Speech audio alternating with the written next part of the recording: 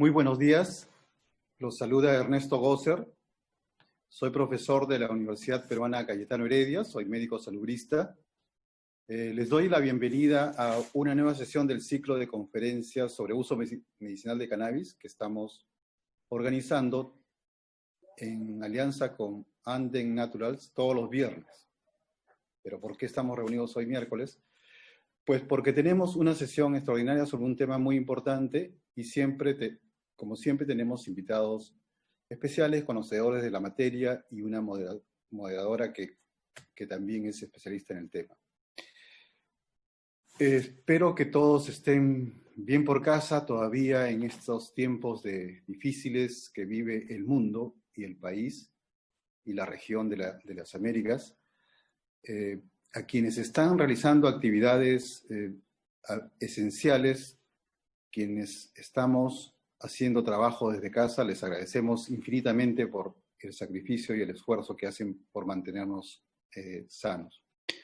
Entonces, sin más, cedo la palabra a la doctora Maritza Arriategui, quien va a conducir la sesión de hoy. Adelante, Maritza. Gracias. Muchas gracias, doctor. Un lujo que nos haga la presentación el doctor Gosser, que es muy reconocido ahorita, no solamente por los temas de cannabis, sino también los temas relacionados a COVID-19. Bienvenidos a todos los que están inscritos. Vamos a dar inicio al conversatorio virtual sobre cannabis. Vamos a ver cuál es la normativa actual y cuáles son las perspectivas que tenemos, tanto en nuestro país como en Chile. Entonces voy a empezar en este momento a compartir pantalla.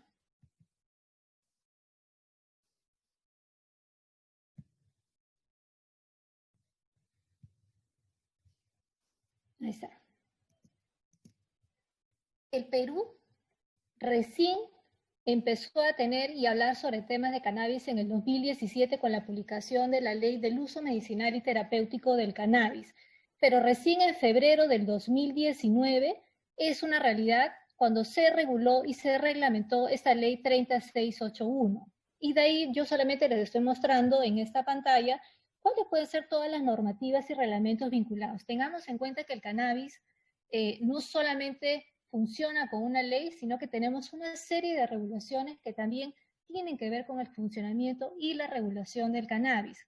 Podemos visualizar en la pantalla que tenemos que ver con el reglamento de estupefacientes, la Ley General de Salud, reglamento de establecimientos farmacéuticos y el reglamento de los registros de los productos, porque como veremos, es posible y es una realidad y se viene otorgando registro sanitario de productos.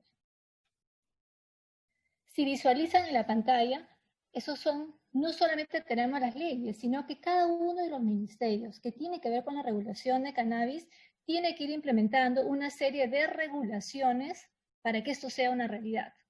Entonces, me voy a detener solamente en 4 de los puntos que mencionamos en la pantalla. Punto 2.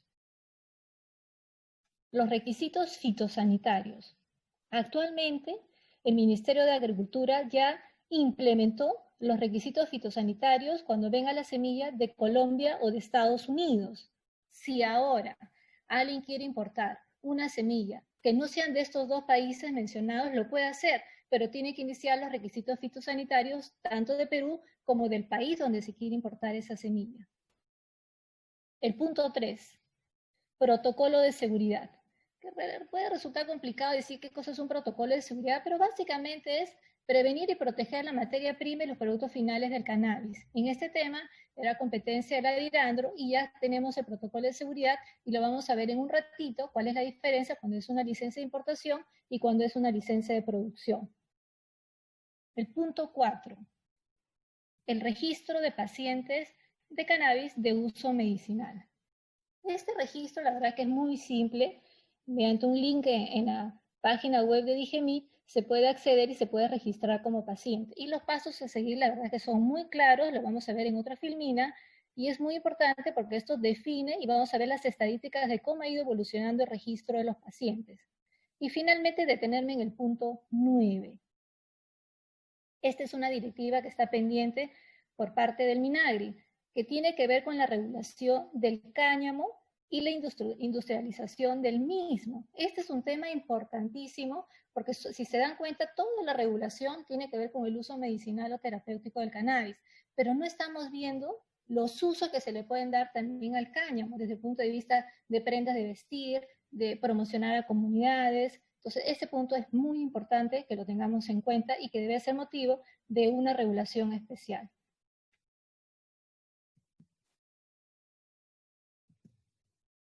Estos son todos los ministerios que tienen que ver con la regulación de cannabis en el Perú. Más o menos es lo que funciona en todos los países que tienen que ver con la implementación y regulación del cannabis. Tenemos por un lado el Ministerio de Agricultura e Irrigación, donde hay dos entidades que son las más importantes en la regulación del cannabis. SENASA, que es la encargada de regular el control y procedimiento de la importación de semilla, y obviamente de la cuarentena cuando entra la semilla, como cualquier tipo de semilla que ingresa al país.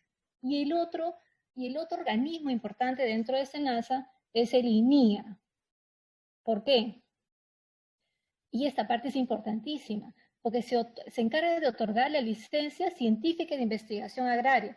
Yo creo que lo importante de todas las normas y del tema de cannabis es que fomentemos la investigación en nuestro país. Se genera trabajo, se genera know-how y se generan nuevos puestos de trabajo con gente que se empiece a especializar en esos temas. Entonces es importantísima esta función que va a tener el INIA. Luego, cuando pasamos al segundo cuadro, que es el Ministerio de Salud, hay dos entidades que actualmente vienen funcionando y vienen regulando sobre los temas de cannabis. DIGEMIT. DIGEMIT es la encargada y una de las principales en generar tanto las licencias como los registros sanitarios. Y actualmente vamos a ver que esto ha venido dándose y ha seguido regulándose. Dentro del MINISA también tenemos el Instituto Nacional de Salud, importantísima, igual que el INIA, porque es la que se encarga de todo el proceso de investigación, pero en temas de salud, no en temas agrarios. Y ya tenemos dos proyectos presentados ante el INS que los vamos a ver en otra filmina. Y finalmente tenemos el Ministerio del Interior con el órgano técnico de la DIRANDRO, que es el encargado de publicar los protocolos de seguridad del cannabis que efectivamente ya han salido publicados. Entonces, digamos, este es el total de todos los ministerios que tienen que ver con la regulación del cannabis. Esta parte es muy importante que presten atención, porque el Perú, a diferencia de otros países, de Uruguay, de Chile, de Colombia, Paraguay, países que son de la región, el Perú ha atado el tema del agro con el tema de salud. Es decir, yo no voy a entregar una licencia de producción a alguien que previamente no tenga su autorización sanitaria como laboratorio ante la DGMI. Fíjense, si yo quiero hacer y tener mi licencia de producción, que puede ser con cultivo, sin cultivo y con semilla, previamente yo tengo que tener mi autorización sanitaria como laboratorio ante la DGMI. Es una diferencia importante con otros países. ¿Cuál es el otro tema de la segunda columna? Si yo quiero tener una licencia de importación y o comercialización de cannabis en el país, ¿qué es lo que requiero primero? También requiero una autorización sanitaria como droguería. Si yo no tengo esa autorización sanitaria, yo no puedo aplicarle una licencia de importación y o comercialización. Entonces, el mercado del tema de cannabis está bien regulado y se establecen las etapas que cada una de las empresas que quieran hacer investigación científica, importar productos de cannabis o producir en el país, requieren una serie de pasos previos, donde en el Perú se ha atado el tema farmacéutico con el tema de agro. Es decir, en Colombia, por ejemplo, si yo quiero sacar una licencia para producción, yo no tengo que hacer previamente un laboratorio. Son etapas diferentes que se regulan por ministerios diferentes. En el Perú no. Y ya vamos a ver que en la fecha se vienen otorgando licencias de investigación científica, licencias de importación y comercialización, y están en proceso las licencias para producción en nuestro país. Acá simplemente menciono los protocolos de seguridad que emitió la DIRANDRO y hay una diferencia importante entre los que tienen una licencia de importación o comercialización y los que tienen una licencia de producción. En el caso del primero, la aprobación es automática. Presentas tu protocolo de seguridad y luego en el futuro irán a inspeccionar que todo lo que has indicado en tu protocolo, las cámaras, el tipo de seguridad, el tipo de vigilancia, sea exactamente lo que tú has presentado. A diferencia de la licencia de producción, donde el protocolo de seguridad va a ser sujeto a una fiscalización antes de que te emitan la aprobación. este tema es interesante. Como les comentaba al inicio, ya se están dando proyectos de investigación en salud y se registran, fíjense en la parte verde de la izquierda, y se registran los proyectos en el PRISA. Y actualmente existen 2 proyectos ya presentados en temas de salud, uno el año pasado y otro en marzo de este año. El primero de ellos, si lo podemos apreciar en la pantalla, se refiere al efecto antibacteriano y citotóxico del cannabidiol sobre una cepa determinada. Esto ha sido presentado por el Instituto de Investigación Nutricional. Y el otro que ya está siendo presentado y está en proceso de investigación es el efecto de la tintura de cannabidiol en la progresión de enfermedad de Parkinson experimental en ratas. Esto ha sido presentado en conjunto por 2 universidades, la Universidad Mayor de San Marcos y por la Universidad Científica del Sur. Y pueden verificar, si se fijan en la pantalla de abajo, cuál es el link, donde se va actualizando esta información y se puede acceder a toda la información nueva que va saliendo sobre temas de cannabis. Esta es la primera licencia de importación que fue otorgada a la farmacia de la Digemit. Esto fue hecho el año pasado y tiene sentido porque el Estado ha sido el primero en comercializar productos con cannabis. Ellos realizaron 2 contrataciones, que ya están en el país. Una fue realizada el año pasado y otra fue realizada en este mes o el mes pasado, donde básicamente compró producto para hacer fórmulas magistrales y ser vendidas en la farmacia de la Digemit.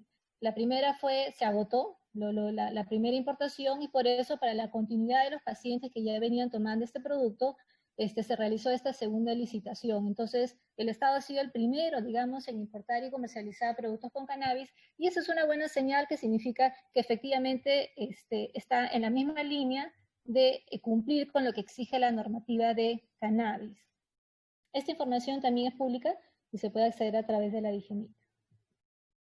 Esta pantalla les pido que la miren bien porque esta es toda la gama de productos que se pueden dar vinculados con el tema del cannabis. A la columna de la derecha podemos ver lo que acabo de explicar, que los preparados y fórmulas magistrales, como funciona en todos los países, son realizados en los mismos establecimientos de dispensación. Se adquiere la materia prima y se puede preparar las fórmulas magistrales. Obviamente se sigue todo un proceso de que esa farmacia debe tener licencia, ese paciente tiene que tener una receta, tiene que estar en el registro de pacientes, ¿no? Entonces, esa posibilidad ya se da con el Estado y ya el sector privado se está preparando para hacer este tipo de comercialización. Si nos vamos en la parte de productos a comercializar con registros sanitarios, vemos que hay 3 posibilidades. Como especialidad farmacéutica, como medicamento herbario y como producto natural. A la fecha, vamos a ver en una estadística que ya se cuenta desde el año pasado con el otorgamiento de un registro sanitario como producto farmacéutico. Y las siguientes solicitudes que se han ido presentando son vinculadas a temas de producto natural. Luego, si se fijan al final, en la pantalla coloco algunos productos que a la fecha todavía están en investigación. Tenemos los cosméticos, los dietéticos, alimentos y bebidas. Por ejemplo, en los países de la Comunidad Andina nosotros nos regimos por una decisión comunitaria y en Colombia y en Ecuador ya se vienen otorgando notificaciones sanitarias para productos cosméticos cuyo ingrediente tenga que ver con el cannabis. Entonces acá hay un tema de discusión en el Perú porque ya la ley lo permite y lo implementa porque tenemos decisiones supranacionales para temas de cosméticos y tenemos la ley que estamos conversando ahora para el uso medicinal y terapéutico del cannabis. Y en cuanto a alimentos y bebidas, es todavía un tema que está abierto, que está en discusión en el país, a ver si es que los ingredientes son aquellos permitidos en el Códex Alimentario o no, ¿no? Entonces, una etapa, son otros temas que se deberían de abrir para debate y no solamente para el tema terapéutico y medicinal, el uso del cannabis. Esta información ha sido extraída de la página web de Digemit. También pueden entrar y verificar esta información. Si se fijan en la parte de abajo, que es lo que estoy resaltando, se refiere a productos Sativex. Y todos los demás, de acuerdo a la información antes de cuarentena, antes de COVID-19, tenemos que todos han sido productos naturales de uso en salud. Podemos verificar el nombre del producto, las concentraciones que tiene, las formas farmacéuticas, el tipo de principio activo, ¿verdad? Esa información es bien interesante y es valiosa, ¿no? Entonces, esto significa que hay un ánimo de que esta norma sea una realidad, ¿no? Entonces, hay muchas empresas que están interesadas en comercializar y están cumpliendo con todos los pasos previos que les he indicado, ya sea droguería para importar, luego sus licencias de importación y comercialización, y luego sacar su registro sanitario. Entonces, es un mercado regulado y las empresas del sector privado están cumpliendo con esa regulación. Acá solamente les voy a mencionar dos cuadritos, que es importante. Todas las regulaciones en el mundo, y no es la excepción el Perú, dividen el cannabis en cannabis psicoactivo y no psicoactivo, dependiendo si tienen CBD o tienen THC. Cannabis no psicoactivo es el CBD y hasta el 1% de THC. Y el cannabis psicoactivo es aquel que tiene mayor porcentaje de 1% de THC. Esto es importante porque cada uno tiene regulaciones diferentes en cuanto al tema de receta, en cuanto al tema de comercialización, ¿verdad?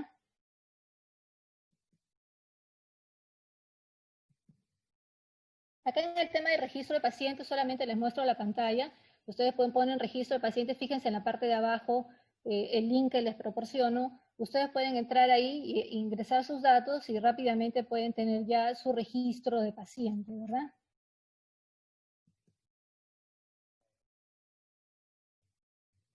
Acá están todos los pasos que uno tiene que seguir para poder acceder a un producto, ¿no? Primero tu médico te tiene que prescribir tu receta médica y si estamos hablando de un cannabis psicoactivo, entonces se regula por el reglamento de estupefacientes y psicoactivos, ¿verdad? Entonces te dan un tipo de trámite, ¿no? Te dan la posibilidad de que la prescripción sea hasta por un máximo de 6 meses para que no tengas que estar yendo cada mes a tener tu receta y hay una serie de indicaciones para el médico cuando hace este tipo de receta. El segundo paso es que el paciente debe estar registrado en la base de datos, que es lo que acabamos de ver, ¿no? Y esta receta puede tener una validez de hasta 30 días. Luego, si uno quiere importar el producto porque todavía no está en el país, puedes hacer una solicitud con carácter de declaración jurada, con la justificación del médico de que requiere tal características del producto para esta autorización excepcional, cuando el producto no está en el país. Y tú presentas esta información y la SUNAT te permite la importación de este producto cuando no lo tienes en el país. Es un procedimiento muy rápido y que está funcionando también ahora en la etapa de suspensión de los plazos y procedimientos en las autoridades regulatorias. La DGMI para este tipo de casos de autorizaciones excepcionales está cumpliendo con los plazos y los está otorgando, ahora en época de COVID-19. Es interesante cómo la DGMI ha visto la necesidad de aquellos pacientes que tienen que tener las recetas especiales. Y acá viene un poco la reflexión que deberíamos de tener todos. Hemos visto en las últimas semanas que está implementándose todo lo relacionado con temas de telesalud.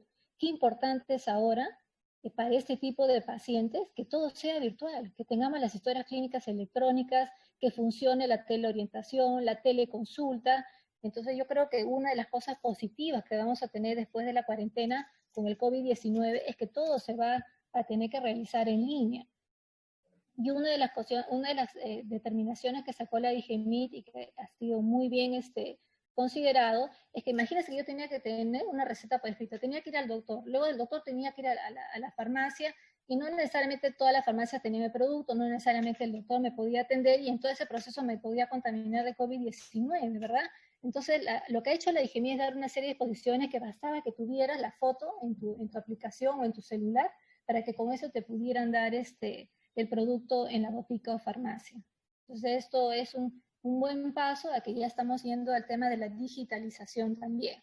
Y también uno de los temas en discusión era si podíamos considerar a los productos farmacéuticos o a los productos naturales de uso en salud como productos esenciales, que es la diferenciación que ha realizado ahora en las actividades permitidas para el tema del COVID-19. Y efectivamente la respuesta es que sí, todos los productos farmacéuticos que tengan que ser recetados a los pacientes están dentro de esos productos esenciales, ¿no?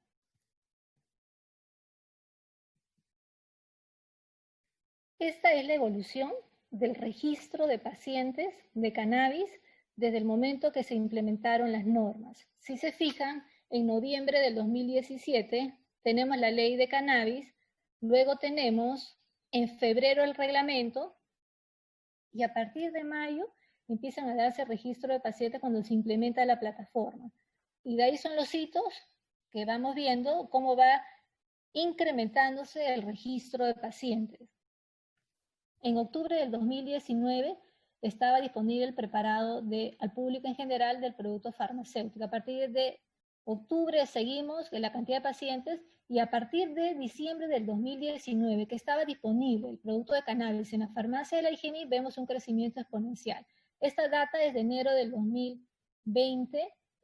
Todavía no tenemos la data porque no nos han dado todavía la información, porque obviamente estamos en cuarentena y con las posibilidades restringidas dentro de la IGMI, pero evidentemente esto va para arriba en el tema de registro de pacientes y definitivamente esta data va a variar muchísimo también porque ya ingresó, ya está disponible el segundo lote de productos de cannabis en la farmacia de la IGMI. Entonces vamos a ver ahí que estas datas son interesantes para ir midiendo la cantidad de pacientes que se ven favorecidos con estos productos con ingredientes de cannabis. ¿Cuáles son las conclusiones? Tenemos 3 ministerios que intervienen en la regulación para el cannabis, el de Agricultura, el de Salud y el Ministerio del Interior. Ambos con divisiones y organismos técnicos que están funcionando para que este tema sea una realidad. El mercado de comercialización de cannabis es un mercado restrictivo, tienes que cumplir con una serie de directivas y licencias. Entonces, si eres laboratorio o eres droguería, tienes primero que sacar estas autorizaciones para luego sacar las licencias que mencionamos en el segundo punto. Y la investigación en salud en el Perú ya es una realidad. Ustedes pueden ingresar ese link para seguir actualizándose sobre aquellas solicitudes de investigación que siguen ingresando vinculados a los temas de cannabis. Nos llega mucha información de otras investigaciones que están realizando, pero que están teniendo dificultades para acceder a los temas de financiamiento para la investigación, pero son temas interesantísimos, ¿no? Hace poco nos consultaron sobre una comunidad nativa en una de las ciudades del Cusco, porque quieren trabajar a partir de la semilla del cannabis, trabajar en telas, ¿no? De las comunidades nativas. Entonces hay muchos temas por investigar, muchos temas por hacer, y la verdad es que no solamente hay que romper prejuicios de parte del sector público, sino también del consumidor, ¿verdad? Que diferencia lo que puede ser un producto de cannabis con lo que puede ser entendido como un producto que es para consumo recreacional, ¿verdad? A la fecha no sabemos si se ha otorgado, al menos antes de cuarentena, están en trámite, pero todavía no se ha otorgado ninguna licencia de producción con cannabis. Tengamos en cuenta que el panorama es bien abierto, se pueden obtener registros sanitarios de productos con cannabis, tanto para medicamentos herbarios, productos farmacéuticos de síntesis química o productos naturales de uso en salud. Los preparados magistrales de cannabis en el Perú ya son una realidad, lo inició el mismo Estado a partir de la farmacia de la DIGEMIT, y actualmente ya lo tienes en stock también para poder adquirirlo, ¿no? Entonces, es una realidad en el país y también con las últimas noticias que hemos estado escuchando también en los distintos medios de comunicación social, ya el sector privado se está preparando para la comercialización de los mismos, ¿no? Bueno, hasta acá dejo de compartir presentación. Nosotros tenemos en este conversatorio 2 expertos, uno de Chile y otro de Perú, que nos van a hablar sobre el tema de cannabis. Vamos a empezar con Guillermo Keri del estudio Keri, que nos va a comentar sobre la regulación actual de cannabis y las perspectivas que tiene en su país para el uso y la comercialización y sea una realidad también el cannabis en Chile. Muchas gracias, Maritza. Muchas gracias a la Universidad Cayetano Heredia y Anden Naturals. Para mí es un placer poder estar acá compartiendo con ustedes algunas ideas y visiones desde Chile. Y antes de partir, solamente mandarles un mensaje a todos ustedes que espero que estén bien junto a los suyos. Acá en Chile estamos, al igual que ustedes, viviendo esta época de cambios y muy esperanzados en que son periodos de mucha humildad y mucho aprendizaje, y que si trabajamos todos juntos y aprendemos mejor lo que son la palabra, la colaboración, solidaridad, probablemente el futuro va a ser muy promisorio para todos nosotros. Así es que un sentido llamado de ánimo y de saludos a todos ustedes. Respecto a este tema de cannabis, les voy a compartir mi presentación y algunas líneas y reflexiones al respecto. En primer lugar, me gustaría darle algunas palabras de contexto y de los aprendizajes que estamos viendo de otros países en la región. En Chile todavía hay cierto grado de estigmatización respecto de lo que son los estupefacientes, se debiera legalizar o no el cannabis, y todavía estamos en esa discusión si efectivamente tratar esto regulatoriamente en forma amplia podría tener consecuencias negativas frente al tema del narcotráfico o a los temas que han generado muchas discusiones y a nivel más policial, a nivel del Ministerio del Interior. Pero creemos que ustedes en Perú y también en Uruguay están llevando la delantera en centrar el eje de la discusión en otros aspectos, que son los usos medicinales. Hay instituciones en Chile como la Fundación Daya y otras entidades que han tratado de poner en discusión los temas y los beneficios medicinales del cannabis. Yo diría que hoy día estamos en una etapa embrionaria de la discusión a nivel del uso medicinal de cannabis como un estupefaciente. Hay poca discusión de los beneficios del THC y de los principios activos del cannabis a nivel de tratamiento de pacientes y médicos, y creo que ahí es donde podemos avanzar mucho y generar una discusión en otro contexto. El uso medicinal del cannabis puede tener sus ventajas, pero creo que en todos nuestros países debiésemos, a nivel de comunidad de médicos, reforzar más la discusión en torno al THC y todas las virtudes del THC, CBD, en temas de tratamiento médicos y de productos farmacéuticos. Y por lo tanto, sacar necesariamente la discusión del ámbito de los estupefacientes. Hoy día me gustaría contarles los avances que tenemos en Chile respecto del uso de cannabis en alimentos, en cosméticos, en medicamentos, en usos medicinales y también algunas disposiciones de cultivo. Ahora estamos bastante más atrasados que nuestros hermanos peruanos.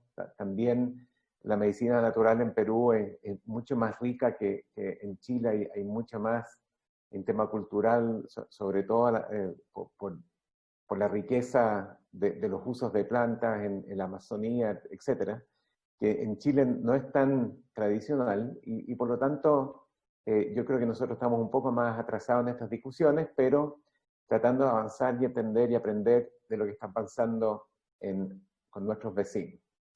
Por lo tanto, primero vamos a analizar el cannabis en alimentos. Esto efectivamente está regulado por esta resolución 432 exenta, y básicamente lo que se establece es que se autoriza la obtención de aceite comestible a partir de las semillas de cáñamo cannabis sativa, pero no debe contener THC. Se establecen algunos mecanismos como para acreditar si efectivamente los alimentos pueden tener o no algún elemento de THC usando el HPTLC, pero básicamente en la medida que no tenga los elementos más psicotrópicos o los principios activos, está aprobado con estas condiciones.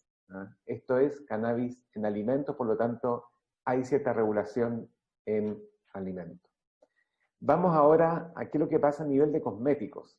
A nivel de cosméticos, estamos usando como país la referencia y el listado permitido en la Comunidad Europea, que es el CONS-I, y básicamente permite el uso de estos activos en cosméticos que sean extractos derivados de hojas, semillas, brotes, tallos de cannabis y cáñamo. Pero todos los extractos derivados de flores de cannabis se encuentran expresamente prohibidos, ya que caen dentro de las sustancias narcóticas o que podrían ser consideradas como estupefacientes. Acá tenemos algunos ejemplos de ingredientes permitidos y que en cierta forma se están vendiendo en Chile y que caen dentro de estas categorías. acá hay algunos ejemplos de ingredientes y productos que han sido prohibidos. Y interesante ver que ante todas las preguntas que se hacen y acompañando información de respaldo, etc., el ISP en Chile ha dicho aquello que no está en el COSING no se va a aprobar. ¿Ah? Y lo otro que puede ser interesante, y entiendo que hay otros países en que el CBD podría caer dentro de la categoría de cosméticos, es que acá en Chile siempre va a ser considerado un ingrediente farmacéutico, ¿ah? Un componente para obtener registro de un producto farmacéutico. Por lo tanto, eso es lo que podemos decir de lo que está pasando en Chile en cosméticos.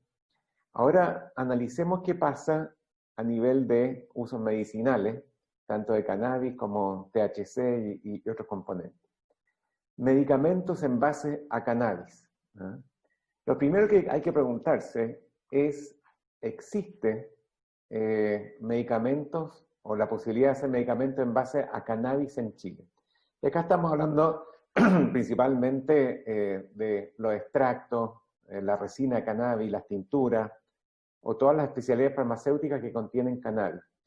Esto tradicionalmente se califica dentro de la categoría de estupefacientes y por lo tanto tradicionalmente estaba prohibida su venta o su importación, comercialización, etc.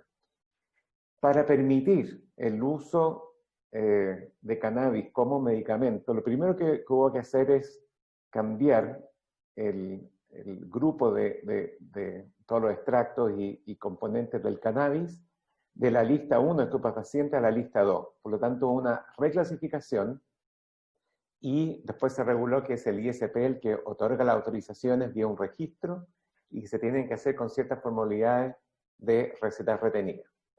Acá le dejo para su referencia y después esto se está grabando, entiendo que lo pueden acceder, pero básicamente lo que establece la norma hoy en día para el uso de cannabis en productos de medicina es que se cambia a categoría 2 y están prohibidos los cannabis, resinas de cannabis, extractos y tinturas de cannabis, pero sin perjuicio de ello, el ISP, que es el Instituto de Salud Pública, en casos calificados, puede aprobar su registro para fines de investigación o para la elaboración de productos farmacéuticos. ¿Y cómo se podría eventualmente registrar y vender? Uno, el registro es cumpliendo los requisitos de registro de productos farmacéuticos a nivel de ISP. Y segundo, para su venta y expendio es mediante receta retenida con control de existencia. O sea, hay un control total de la cantidad de productos, la existencia, la destrucción de las obras, etc. ¿Ah? O sea, un producto altamente regulado. Eso es en cuanto a cannabis. Ahora, ¿qué pasa a los medicamentos en base a THC, que es el principio activo del cannabis? Y esto queda regulado en la ley que regula, el decreto supremo que regula los psicotrópicos, ¿ah? Y lo que hace esta norma es establecer que tendrá la facultad del ISP de autorizar el uso de todos los isómeros de tetrahidrocannabinoles para la fabricación de productos farmacéuticos de uso humano, ¿ah? Y por lo tanto es el ISP el que tiene a su cargo autorizar esto, y una vez más la forma de expendio va a ser con receta retenida, con registro de todas las unidades recibidas y dispensadas. Por lo tanto hay una regulación bastante estricta e importante en esta materia. Acá vemos que es el ISP el que autoriza el control de uso de todos los isómeros tetrahidrocannabinoles para la elaboración de productos farmacéuticos de uso humano.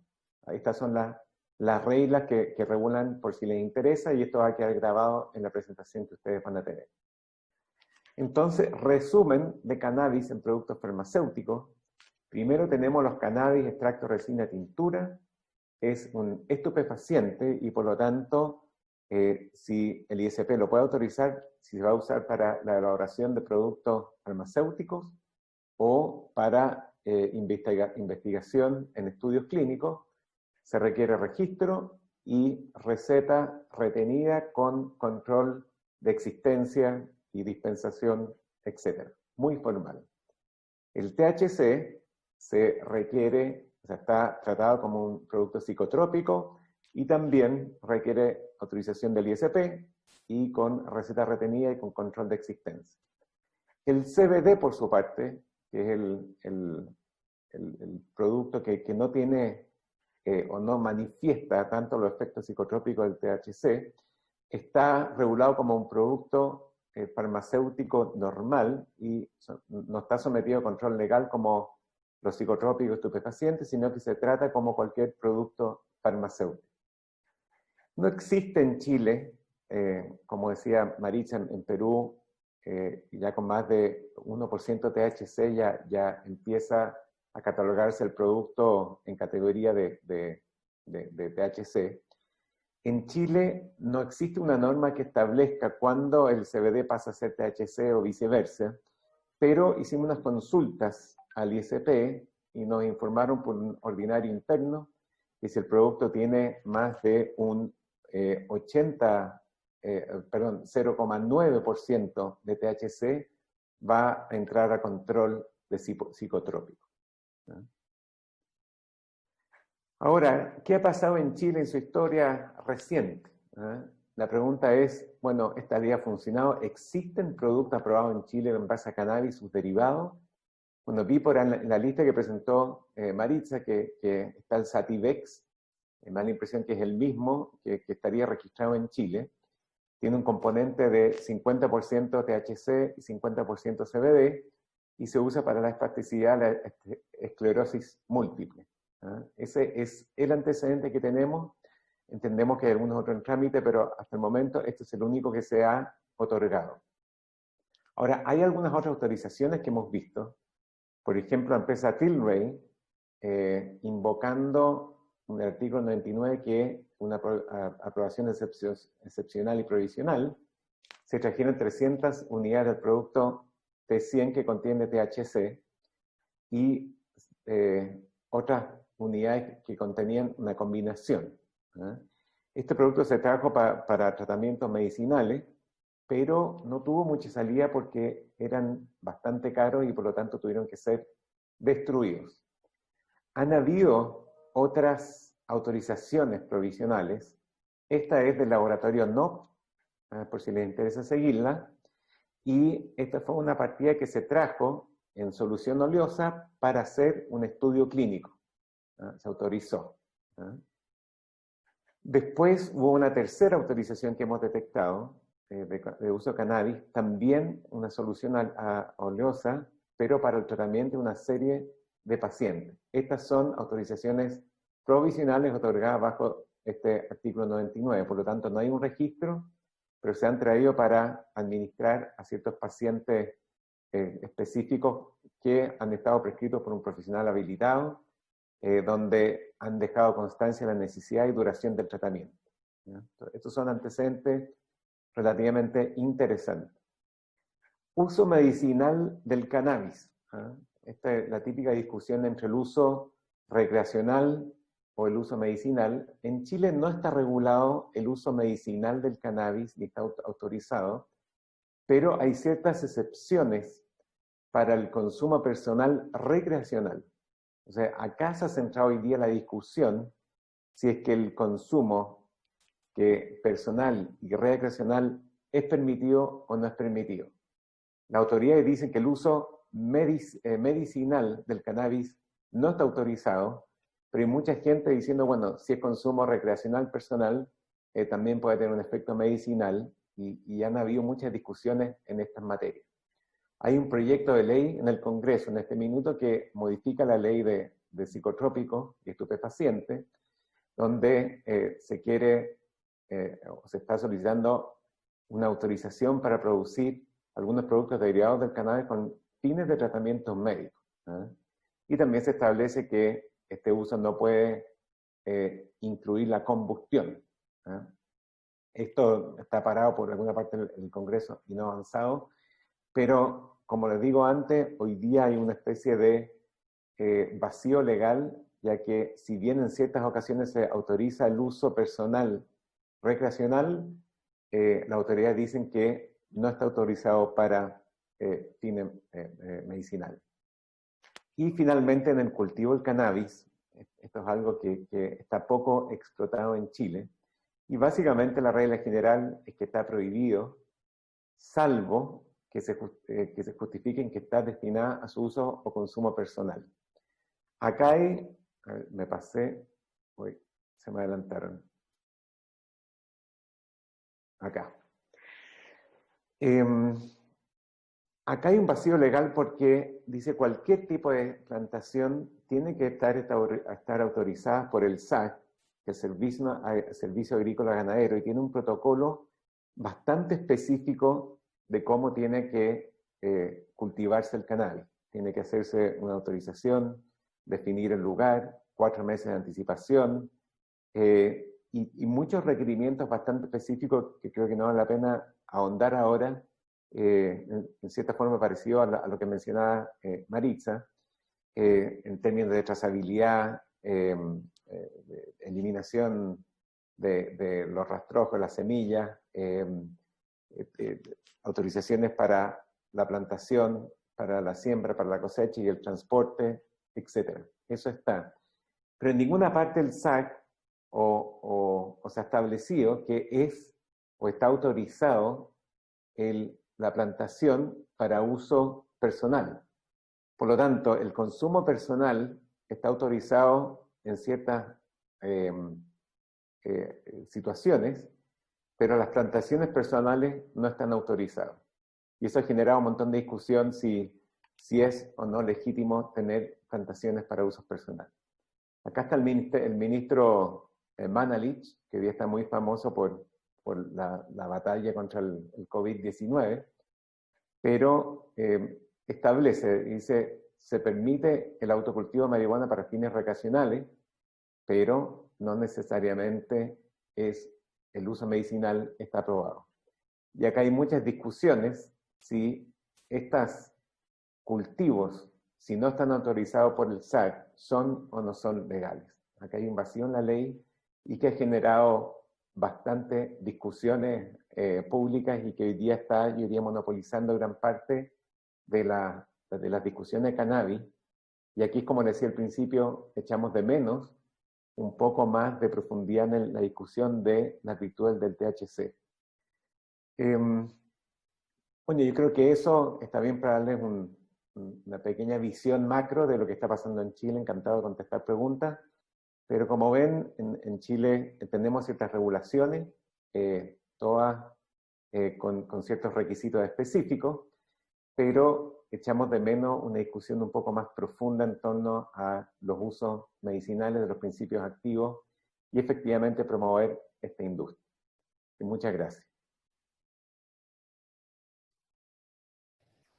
Muchas gracias, Guillermo. Nos has dado una excelente presentación sobre cómo es la regulación normativa en Chile y cuáles son las perspectivas de desarrollo. Me gustaría destacar unos temas importantes que has mencionado en tu presentación, sobre todo en el tema de alimentos, ¿no? El aceite comestible a partir de las semillas de cannabis. Si nosotros hacemos una búsqueda en el Perú, en la parte del registro sanitario de alimentos y bebidas, en DIGESA, que es la autoridad que se encarga de otorgar los registros sanitarios de alimentos, hasta antes de que se diera la ley de cannabis, ellos venían otorgando el registro sanitario porque estamos hablando de una semilla, acá no estamos hablando de temas psicoactivos. Y aparte en el Códice Alimentario se permite el tema de la semilla de cannabis en la medida que sea un aceite comestible, ¿verdad? Entonces es destacar este tema en Chile. En el tema de cosméticos, en la regulación en Chile se permite el listado permitido de ingredientes del COSIN, que es de la Comunidad Económica Europea.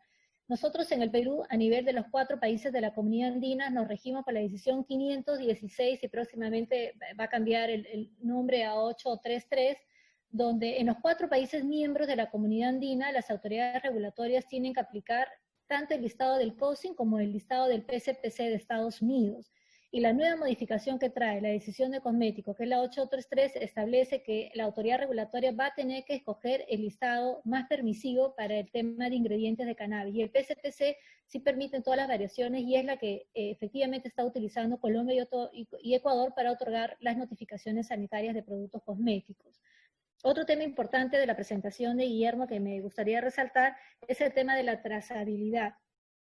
Algo que siempre indico es que a mayor regulación no significa un mejor control de los productos vinculados con cannabis, sino lo que va a suceder que mientras mayor regulación y mayores exigencias se coloquen, lo que va a significar en la práctica es que el producto finalmente no va a llegar al paciente. Para esto ya existen otras regulaciones como en Canadá o en otros países donde la trazabilidad no se mide en base a la cantidad de exigencias y regulaciones que tengan que cumplir las personas que quieran hacer la licencia de importación o comercialización, sino que se utiliza para la trazabilidad aplicaciones. Entonces uno sabe que desde el momento que ingresa la semilla al país, el cultivo, la producción, la importación, comercialización y a quién llega el producto de consumo final, toda esta trazabilidad se hace en aplicaciones donde las autoridades regulatorias van a tener un mejor control y una supervisión con los aplicativos que actualmente se están utilizando. Y queremos aprovechar también para decir que a propósito del COVID, que todo el mundo ha empezado y se ha dado cuenta de que es viable que todo lo hagamos a través de la tecnología, ojalá sea una oportunidad para que se vean todas estas aplicaciones que ya se están utilizando ahora para historias clínicas electrónicas, para telemedicina, sea una realidad y el Ministerio de Salud, con los otros dos ministerios que se encargan de regular los temas de cannabis, utilicen aplicaciones para la trazabilidad de los productos que va a ser 100% más efectivo que sobre regular algo que en la práctica va a significar perjudicando al paciente y quizás a la industria que podría darse a partir de ahora con el tema del cannabis.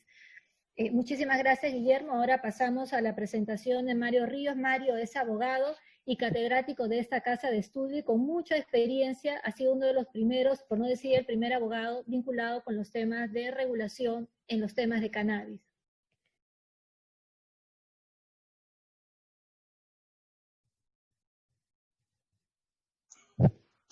Hola, ¿cómo están? ¿Tengo video?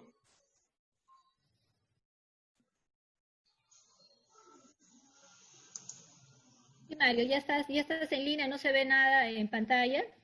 Si puedes prender también tu video, no se te ve todavía. No puedo prender el video. Eso es lo que estoy... No puedo prender el video. Sí, si deseas vamos avanzando y ya el administrador va a empezar a colocarte el video en estos momentos. Y las láminas, en todo caso, es que porque no lo estoy pudiendo... Y ahora sí creo. Ahora sí creo, ya estoy en video. Bueno, es muy bueno. Perfecto, ahora sí se te... No, todavía. No, sí, ahora sí, sí, Mario, ahora sí se te ve. Sí. Muy buenos días todavía.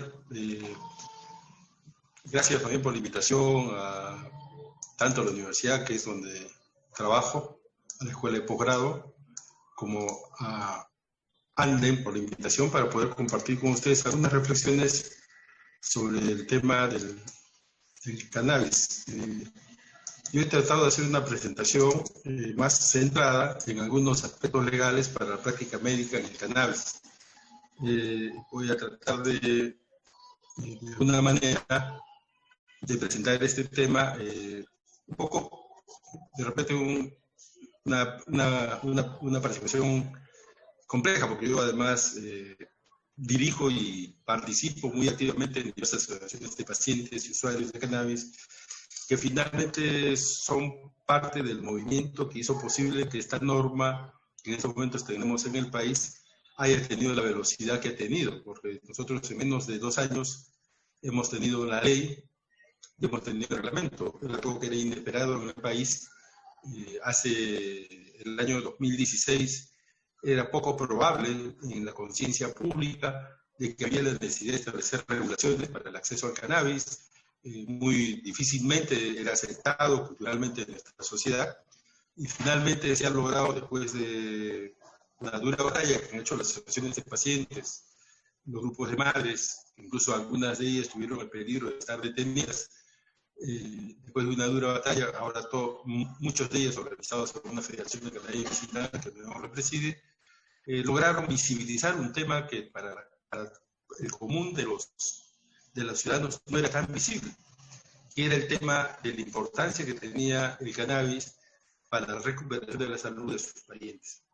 esto lo que en algunos casos podemos llamar la construcción del derecho desde la calle, ¿no? O sea, cómo el ciudadano logra visibilizar, incluso para el campo de la propia medicina, logra visibilizar un producto que tiene propiedades curativas o en algunos casos paliativas, en la mayoría de los casos, y que tenga, que pueda estar disponible para la mayoría de los ciudadanos. Y esa lucha, esa batalla la emprendieron estos grupos de madres que estaban solas, que estaban mucho más informados que todos nosotros, médicos, abogados, especialistas en el tema, estaban mucho más informados sobre las distintas propiedades terapéuticas que tenía esta planta medicinal. Y entonces yo me voy a concentrar ahora un poco en hablar desde la perspectiva del ejercicio de la medicina, del ejercicio del derecho, de cómo, cuál es el marco regulatorio que está para lo que es el ámbito de la prescripción y el acceso. Y eso, obviamente, un elemento muy importante es todas estas declaraciones internacionales, que fueron la base incluso con la cual se planteó la necesidad que sea aprobada la ley para el uso medicinal del cannabis, porque estábamos hablando de un derecho humano fundamental, el acceso a la calidad de la atención, el acceso a la calidad de vida, el acceso a la salud, el acceso a un conjunto de bienes en términos que las personas requieren para mejorar sus condiciones de vida y tener una mejor posibilidad de desarrollo personal. Entonces hay una serie de instrumentos internacionales que fuimos invocando en esta etapa de plantear la regulación que estaba basada en la Declaración Universal de Derechos Humanos, en los pactos internacionales que ha asumido el Estado peruano, particularmente el Pacto Internacional de Derechos Económicos, Sociales y Culturales, el artículo 12 que reconoce que toda persona tiene derecho al más alto nivel posible de salud física y mental, y cómo era posible que las personas habían encontrado tratamientos alternativos a los problemas que padecían, como la epilepsia refractaria, y otros habían encontrado un tratamiento alternativo al cannabis, y que nosotros como Estado estemos negando el derecho a acceder a esos tratamientos alternativos, que estemos persiguiéndolos por acceder a esos tratamientos alternativos, e incluso en algunos casos buscando sancionar con las leyes penales que persiguen el narcotráfico. Entonces, ese tipo de posturas un poquito no se conocían con respecto a los tratados internacionales que reconocían estos derechos, el derecho al acceder a los conocimientos de la ciencia y tecnología, por lo tanto, el desarrollo científico. O sea, no solamente era un tema de un producto que la gente había encontrado determinadas propiedades, sino ya había también avances científicos en algunos países, incluso regulaciones y medicamentos ya reconocidos hasta la propia FDA, y que lamentablemente por las regulaciones internas nuestras no estaban siendo puestas a disposición del ciudadano. Entonces, obligaciones centrales que tiene el Estado es de respetar el derecho de los ciudadanos. Cuando una persona decide un tipo de terapia, un tipo de tratamiento, porque le va a mejorar las condiciones de vida, el Estado no le puede poner trabas, no le debería limitar en este ejercicio, y más bien facilitar aquello que le genera bienestar, que es como lo que pasaba en muchos casos. Este tema del cannabis, particularmente el testimonio de muchas compañeras, Carolina Raime, Marisa Belleza y otros compañeros que decían que sus niños habían mejorado innegablemente sus condiciones de salud, producto de recibir los tratamientos por esta planta medicinal. La obligación de protección que el Estado debe garantizar a las personas que los productos que reciben sean productos de mucha calidad. Entonces, estos grupos también planteaban la necesidad justamente de que los productos que reciban sean productos de calidad. Y lo que pedían, al contrario de lo que pasa en nuestro país, que todo el mundo quiere vivir en la formalidad, ellos pedían ser formalizados.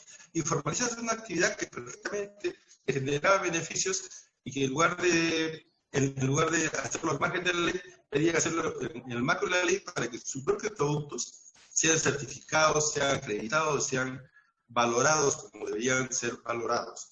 Y la obligación de cumplimiento del Estado debe garantizar, debe promover el acceso a la salud y calidad de vida, debe hacer acciones proactivas en ese sentido, y parte de esta legislación debe tener ese objetivo, deberíamos orientarlo en ese objetivo, porque finalmente lo que se trata es que aquello que hace bien a las personas y que genera bienestar en general y son alternativos en algunos casos a los conocimientos científicos que puedan tener determinadas profesiones, no se les pueda negar el acceso a ese tipo de tratamientos. Es parte de la batalla que tenemos con la medicina tradicional, la medicina herbária, que no necesariamente todas están probadas científicamente con absoluta certeza, pero las personas prefieren y dan cuenta de que les genera mucho bienestar. Y en eso está el pacto que ya hemos referido, está esta obligación de los estados de que todos podamos gozar de los beneficios del progreso científico y sus aplicaciones, y está estas obligaciones esenciales que tiene el Estado de hacer disponible, o sea, que es un tema que en estos momentos está en discusión, incluso cuánto después de haber aprobado este reglamento, que es del año 2019, de enero del 2019, y estamos ya mayo del 2020, un reglamento que supuestamente debía establecer los procedimientos para que todos puedan tener acceso. En este momento, por ejemplo, todavía la única institución que lo puede vender es Digemil, e incluso con algunas limitaciones, o sea, todo el trámite lo puede hacer vía internet, pero la entrega física no te va a poder mandar a tu vivienda, tienes que ir hasta la farmacia que está en la oficina de Digemil. O sea, todavía hay un problema de disponibilidad geográfica, o sea, accesibilidad física, problemas de accesibilidad económica. Si no tienes dinero no puedes hacer este producto. Si eres una persona del Seguro Integral de Salud, por ejemplo, y requieres este producto, no vas a tener accesibilidad porque no tienes los recursos para pagarlo. Entonces ahí hay un problema de algunas barreras que están construidas en nuestra sociedad, que felizmente ahora nos estamos dando cuenta de los problemas que tiene nuestro sistema de salud para funcionar.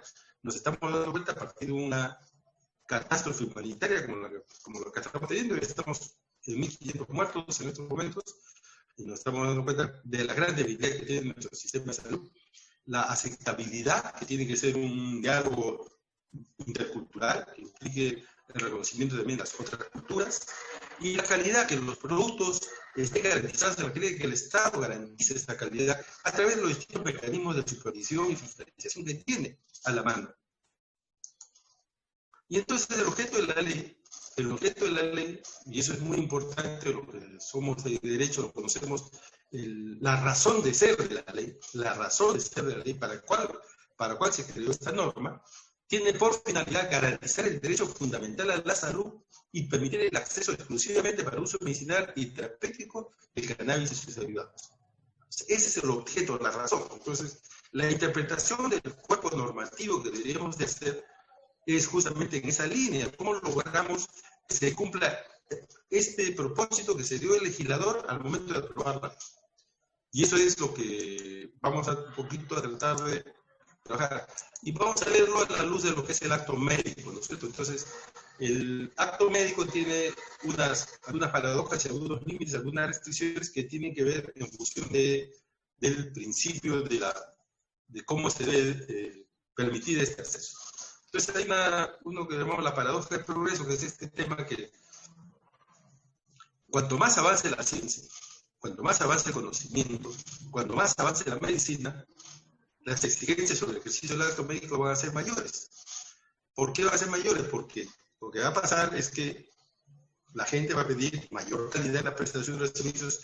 Ahora se conoce, por ejemplo, que existe el cannabis, y ya sería, pues, es inaceptable que frente a un cuadro de epilepsia refractaria, dentro de las múltiples opciones terapéuticas que tienen, en estos casos, los neurocirujanos, no se le plantee también la posibilidad como una opción terapéutica el uso del cannabis para el tratamiento de la epilepsia refractaria. O sea, la obligación que tiene el profesional de salud ahora es darle el conjunto de opciones terapéuticas para que las personas puedan decidir.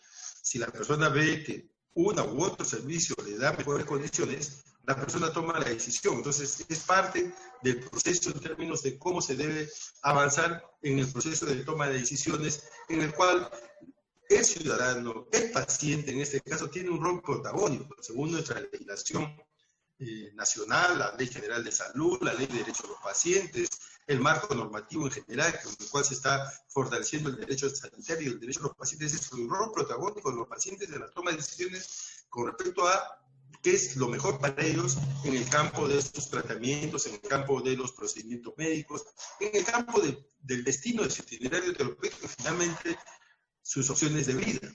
Entonces, eso es muy importante y por eso es que parte de esta paradoja lleva, obviamente, a tener mayor exigencia a profesionales que antes tenían la total decisión casi sobre lo que debían ser los actos médicos, en este caso los profesionales médicos.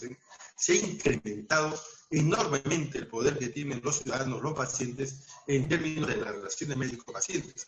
Estamos en un cambio en ese sentido que ha sufrido nuestro sistema de salud y que, como estamos viendo cada vez más, una presencia mucho más protagónica, en este caso de los usuarios. O sea, un ejercicio de mayor ciudadanía en las relaciones médico-pacientes, en las relaciones entidad prestadora de salud y usuarios, o en las relaciones seguros con usuarios. Pero los ciudadanos cada vez exigen más calidad sobre las prestaciones de salud. De una relación pasiva, las personas han pasado a una búsqueda más activa. El ciudadano accede a Internet, investiga mucho.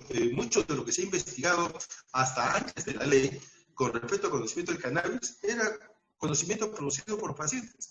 Y se habían ido algunos a Chile a capacitarse, a Colombia a capacitarse, iban a congresos, eventos, desarrollaban una serie de reuniones de carácter académico, entre comillas, se puede decir, donde discutía cómo era, cuáles eran los procedimientos, cómo se debía tratar tales enfermedades, tales condiciones de salud, cómo se debía hacer más THC, menos THC, cómo es el CBD, cómo tratar la planta, cómo mantener la planta, cómo producir un medicamento cada vez con mayores estándares de calidad. Todo eso, las personas lo trajeron acá al Perú, los pacientes, los usuarios lo trajeron acá al Perú.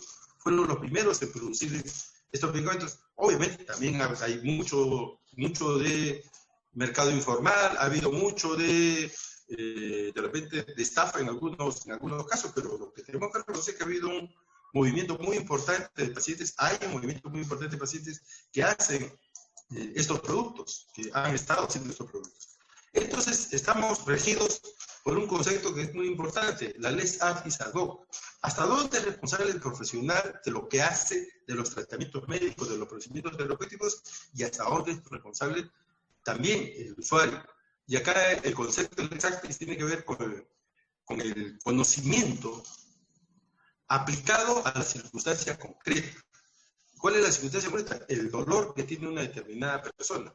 Ese conocimiento frente a eso. Entonces, el médico se hace responsable de todo aquello que está regulado de manera adecuada, regulado de manera correcta, y tiene todas las condiciones de las cuales el médico interviene. O sea, el médico no es solamente que hay que calificar el acto médico sin tener en cuenta las condiciones en las que opera el médico. El médico opera en condiciones muy complejas. Estamos viendo, por ejemplo, hoy mismo con respecto al COVID, los médicos no van a ser responsables de las muertes que ocurran producto de no tener ventiladores mecánicos. No van a ser responsables de las muertes que ocurran producto de no poder llevar a los pacientes a UCI.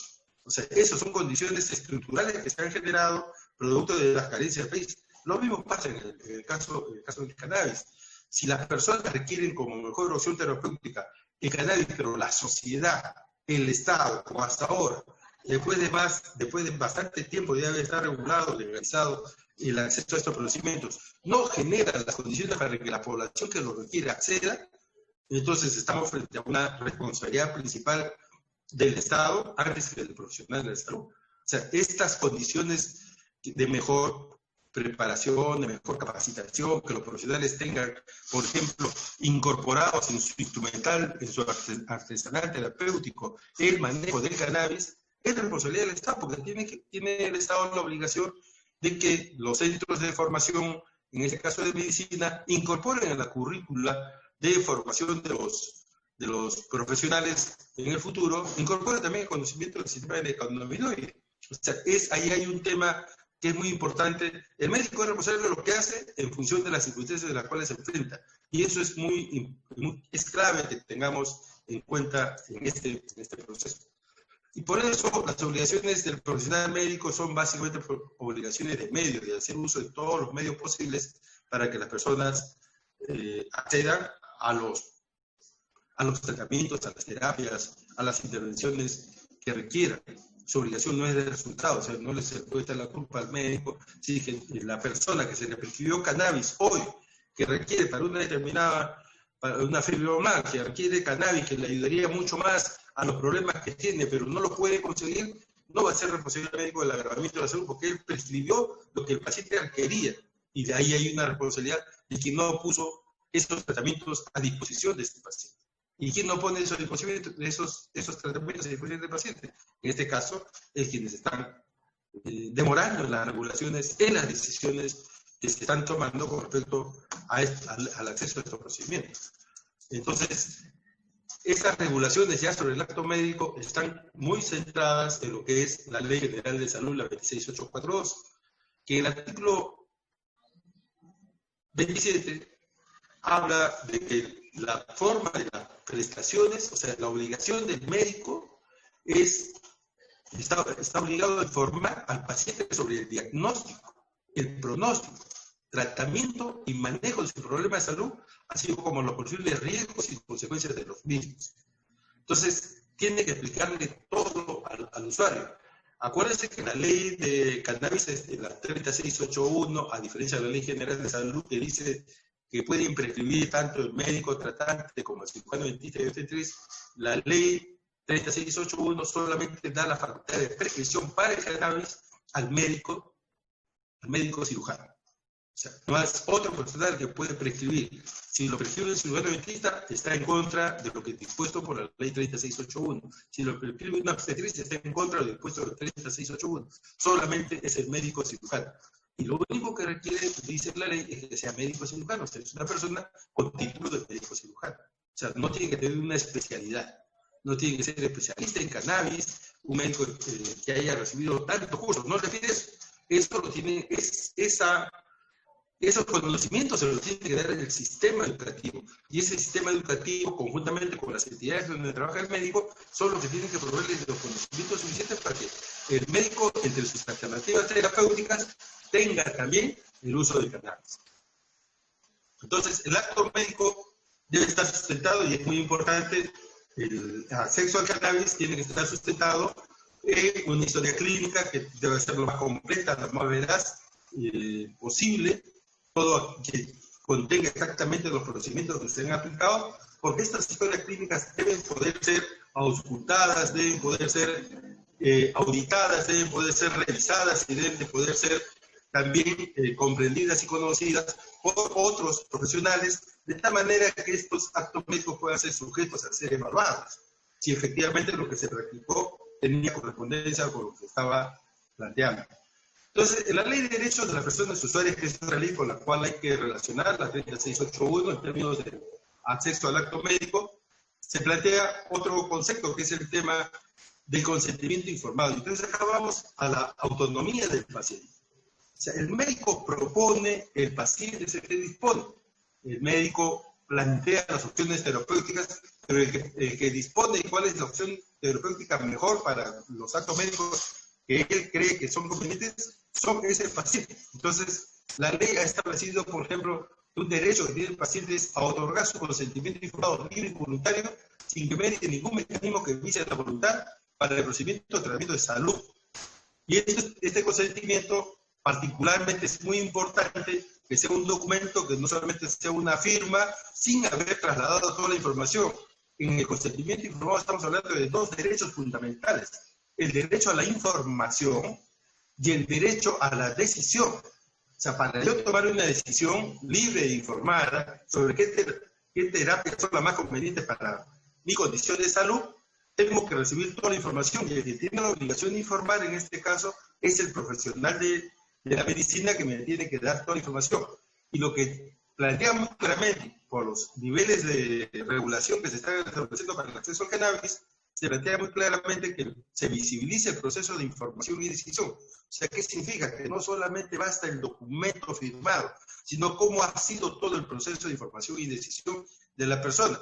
Esto, como bien lo ha dicho Maritza, ahora estamos frente a métodos cada vez más modernos. No requieres tú tener un acta grande, llevando varios folios donde tú dejas constancia que has informado todo, sino es también posible ahora grabar una conversación entre el responsable médico con el usuario, el paciente, y que ambos se visibilice ese diálogo, se grabe, se pueda generar hasta un video y se pueda colocar ese video en la historia clínica y ser parte de la historia clínica. Entonces, ahora cuando estamos hablando más aún con la historia clínica electrónica, y de esa manera tú visibilizas que efectivamente le diste toda la información y ese paciente que tomó la decisión de manera libre e informada, teniendo todas las opciones terapéuticas sobre la mesa para tomar su decisión.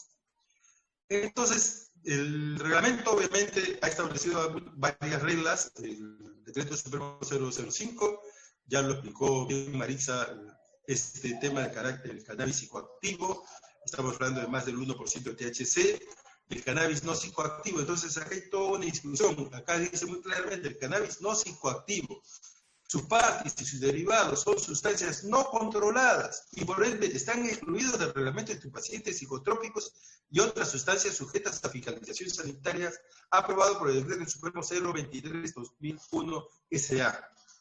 En la directiva que nos ha leído Maritza hace un rato, está planteado como que ahí estamos hablando, hasta donde yo tengo entendido, de un cannabis, una fórmula magistral producida con CBD. Si estamos hablando de una fórmula magistral producida con CBD, le estamos aplicando las normas del Decreto Supremo 023, cuando está muy claramente que acá, según la definición del cannabis no psicoactivo, esta no es una sustancia no controlada, y por lo tanto está excluida de ese reglamento. Lo que pasa es que todavía nuestra autoridad, en este caso DIGEMI, sigue tratando con un extremo de control y extremo de celo el acceso al cannabis y generando una barrera, en este caso de acceso, porque incluso he podido constatar que en esa directiva se dice que la receta dada para poder recibir estos medicamentos tiene una duración de 3 días, cuando las normas que se han aprobado en el reglamento habla que la receta entregada incluso para comprar THC tiene una duración de 30 días. Entonces, nos vienen aplicando normas que no regulan por un problema todavía que tenemos en nuestro sistema sanitario, en nuestro sistema legal, en nuestras autoridades, del problema de lo que se puede denominar claramente el problema del todavía el estigma con respecto al cannabis, que a veces prima mucho al momento de legislar. Por eso habla de una receta especial, porque el fin del presente reglamento es el documento que avala la dispensación emitida por el médico y válido para todo el territorio nacional para la aplicación de derivados de cannabis para su uso medicinal. Entonces, la prescripción médica, solo los médicos cirujanos, está muy claramente establecido en la norma, solo los médicos cirujanos prescriben derivados para el uso medicinal de cannabis. Y ahí están todos los criterios que se están planteando. Dice, la vigencia de la receta especial es de 30 días. Léase en el documento que nos han planteado ahorita, la orientación que ha dado DIGEMI para la receta electrónica y todo, la receta que pueda ser hecho por medios electrónicos, nos plantea que la receta especial debe tener una duración de 2 a 3 días. Entonces, cuando la norma, el reglamento especial, la norma especial para ver el tema de cannabis, dice que esa receta tiene una duración de 30 días. Las recetas especiales tienen un sistema de numeración que permite una identificación única y es retenida por el Servicio de Salud al momento de la dispensación por un plazo de 2 años. Se extiende según lo establecido en el presente reglamento. Entonces, la venta y dispensación de cannabis para uso medicinal es con receta especial. Cuando en su formulación contenga solo CBD, es con receta médica simple. Y eso lo que está vendiendo DIGEMI es básicamente CBD, fórmula magistral con CBD. ¿Y por qué no hacerlo? ¿Por qué poner tanta complejidad en el acceso? Lo que estamos generando es una ruta para que las personas tengan más barreras y más dificultades para acceder a un producto cuando la ley claramente ha dicho que lo que tiene que tener, lo que tiene que lograrse es el acceso. Es el acceso. Entonces no podemos poner trabas para el acceso, no podemos poner dificultades para el acceso. O sea, no podemos, una norma de menor jerarquía, porque estamos hablando de un reglamento, estamos hablando de una ley, estamos hablando de un reglamento. De repente, no, pero eso dice la directiva. Sí, la directiva es de menor jerarquía que el decreto supremo. Por lo tanto, prima el decreto supremo, prima la ley, no prima la directiva de menor jerarquía. Y eso es esto es conocimiento básico de derecho que creo que a veces a autoridad se excede. O sea, sobrelegislas, aparentemente sobreprotege, pero genera problemas para el acceso a las personas. Y eso es lo que hay que tratar de evitar, que creo que es un tema que es quienes trabajamos en este tema y particularmente defendiendo derechos de personas, creemos que deberíamos de tener mucha más, debemos exigirle a la autoridad coherencia al momento de fijar las normas. Entonces, el otro tema es el MINSA elabora y aprueba los documentos técnicos que orienten el tratamiento médico con cannabis, o sea, los protocolos, las normas técnicas. Y acá vamos a tratar de ver algunos ejemplos. Bueno, primero, tiene que haber un registro de pacientes, ya lo explicó Marisa muy bien. Este registro del paciente lo puede hacer el paciente de manera directa, no es necesariamente que el médico lo registre, el paciente puede ingresar, es muy simple, muy rápido, uno no tiene que hacer ningún trámite y eso me parece revolucionario en estos momentos, que solamente entrando a la página web, aprietes un clic, pongas tu nombre, pongas tus datos, no te pide ni siquiera qué dolencia tienes y te registra. Eso es bueno, ha sido un gran avance porque al inicio se pretendía pedirle certificado de antecedentes penales, certificado de salud mental y una serie de instrumentos, y ahí se logró. Es un gol que han cometido los pacientes al momento de lograr que el reglamento dé las facilidades para que estén registrados. Lo malo es que el registro, o los datos que hemos recibido hoy día, estamos en un número todavía poco significativo de pacientes, cuando el cálculo que hacen algunos especialistas en salud pública es que debemos estar bordeando en la gente que necesita estas terapias con estas plantas, deberíamos estar bordeando los 3 millones, 4 millones, 5 millones de personas que podrían ser usuarios fácilmente del acceso a esos tratamientos. Entonces, tenemos otro dato que es muy importante, que es esta disposición complementaria final, segunda, que dice: incorpórense en las prestaciones financiadas por el Plan Esencial de Tratamiento de Salud, PEAS, y sus planes complementarios, las prescripciones médicas para el uso del cannabis, para uso medicinal, y sus derivados con fines medicinales y terapéuticos. ¿Qué se logra con esta norma? Que, por ejemplo, si soy un paciente del CIS y el médico me receta cannabis, el CIS me lo tenga que financiar. Si soy un paciente del Seguro Social, el Seguro Social me lo tenga que financiar. Si soy un paciente de un seguro privado, el seguro privado me lo tenga que financiar. O sea, no es que debe cargarse más el gasto del bolsillo. O sea, por lo tanto, hacer inaccesible el tratamiento, sino debería darse todas las facilidades, en este caso para el sistema de seguros. Esto es una norma que lo tenemos acá en el país todavía oculta, que hay que empezar a visibilizar, que nos coloca al mismo estándar del sistema de salud que el alemán. En Alemania es el otro país donde se ha incorporado que sean las empresas de seguro las que paguen el acceso a cannabis. Entonces, de tal manera que tenemos un acceso asegurado, un mayor uso, porque lo que se trata es de resolver las necesidades de la persona. Entonces, estamos en ese tema, y lo otro es muy importante. Las IPRES pueden tener si tienen una unidad productora de servicios de salud de farmacia, pueden también pueden hacer los preparados medicinales.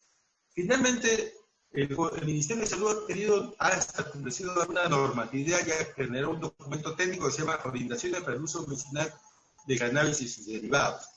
Desde mi punto de vista, y es un tema que podemos discutirlo en algún momento, porque quieran hacerlo, están limitando esto, no dice exactamente, solamente para 4 condiciones, pero de alguna manera orienta que sean 4 condiciones y que las otras, si alguien receta bajo las otras condiciones, es bajo su responsabilidad.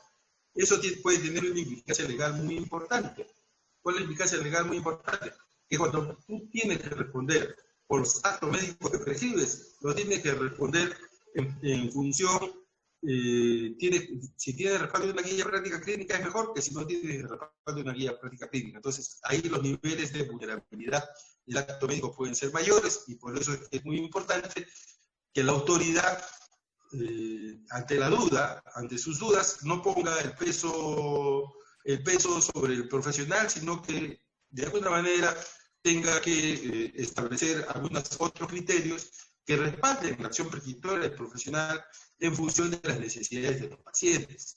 Si la medicina, la ciencia médica todavía no ha resuelto, porque no ha seguido todos los estándares de estudios para determinado tipo de condiciones, no ha resuelto todavía, no ha dicho, estoy totalmente convencido de que para esto, esta es la fórmula de tratamiento. Si eso no lo ha resuelto la ciencia médica, pero que no ponga desprotegido a la persona que viene usando y le viene generando bienestar.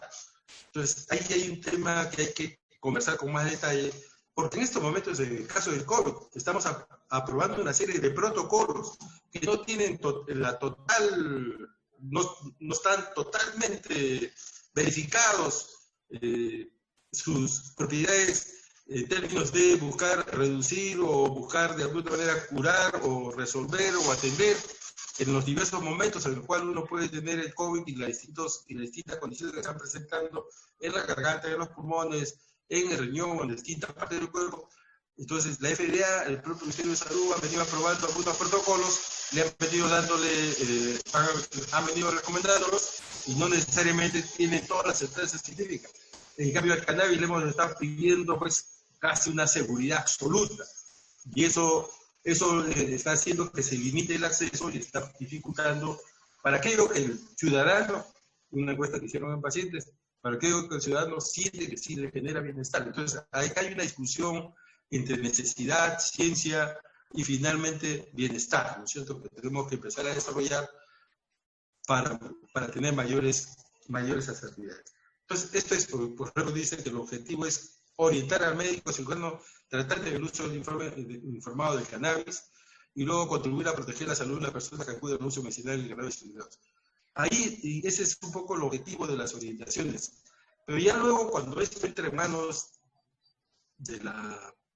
ya no del ámbito medicinal, sino del ámbito persecutorio, entonces tenemos esta directiva aprobada por el Ministerio del Interior, que es bastante preocupante. Dice, la presente directiva tiene por objeto establecer los lineamientos técnicos con las condiciones y criterios para la aprobación de los protocolos de seguridad sobre el uso medicinal y terapéutico de cannabis y derivados. La finalidad, asegurar la intangibilidad física de cannabis y su derivado por uso medicinal y terapéutico, así como del producto terminado, a fin de evitar robos, hurtos u otras ocurrencias que generen su disminución cualitativa, a fin de que no sean desviados a destinos ilícitos. Entonces, ahí vamos a tener una amplia discusión sobre este tema ya de control extremo que estamos tratando de hacer al momento de permitir el acceso y que puede generar muchos problemas para la accesibilidad. Y finalmente, en un país con tanta porosidad de formalidad como la que tenemos nosotros, mantener el mercado informal como la vía principal para el acceso y no generar un proceso de producción y de accesibilidad en los mecanismos formales con las garantías debidas y con la calidad que debería darse. Entonces, hay varios temas de discusión y varias todavía ausencias de nuestra legislación que puedan permitir un mayor desarrollo para que todas las personas y todos los ciudadanos que requieran este producto accedan de manera efectiva. Muchas gracias.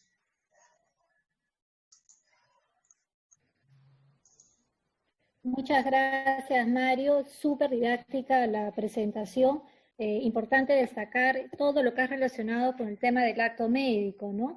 En el acto médico, la confidencialidad de la data del paciente es importantísima y tú lo has resaltado también que no vamos a tener una mayor comercialización de los productos del cannabis mientras los profesionales de la salud, que son los que tienen que recetar, son los que efectivamente tienen que estar convencidos de la prescripción de los productos del cannabis, y lo has colocado muy bien en tu presentación.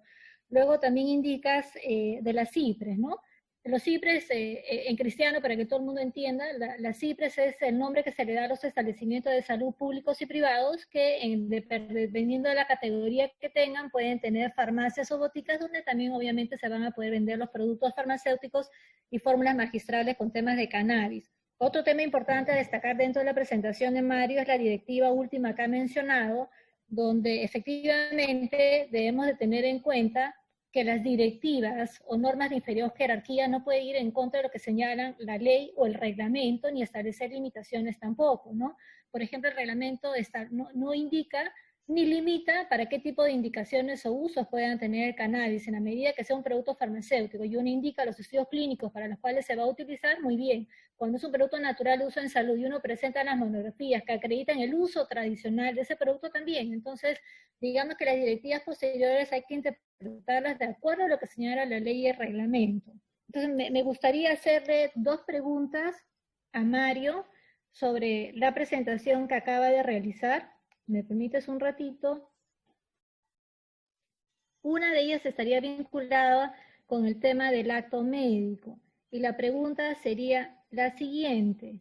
¿Cuáles consideras que son las responsabilidades del profesional médico en la prescripción del cannabis medicinal? Que es una pregunta que va directo a tu presentación. Sí, yo creo que la responsabilidad principal del médico es de informar y tener en el arsenal terapéutico, tener esta opción, si que para la condición que tiene su paciente se requiere, se puede tratar con el cannabis, en cualquiera de sus variantes, CBD, THC, las formas como se puedan dar. La obligación del profesional en ese caso es estar informado, primero, conocer, comprender, estudiar las instituciones donde trabaja, darle toda la información, o sea, no necesariamente pagar ellos por su formación, sino también las instituciones ayudarles a acceder a esta información. Y luego, en las facultades de medicina, en el pregrado, enseñarles sobre el uso del cannabis, sobre las propiedades de todo lo que es el sistema endocannabinoide, y el profesional estar actualizado en la información y saber para qué sirve el cannabis en las condiciones que trata. Si es un neurólogo, tiene que saber que para determinadas condiciones puede servir el cannabis y por lo tanto ofrecer solo dentro del marco, o sea, no ofrecerle el cannabis, no, dentro del marco de opciones terapéuticas. Él tiene que ofrecer todas las opciones terapéuticas a su paciente y es el paciente que tiene que tomar la decisión. Muchas gracias, Mari. Entonces vamos a replicar la misma pregunta para nuestro otro expositor, Guillermo. Guillermo, la misma pregunta, ¿no? ¿Cuáles consideras que son las responsabilidades del profesional médico en la prescripción del cannabis medicinal?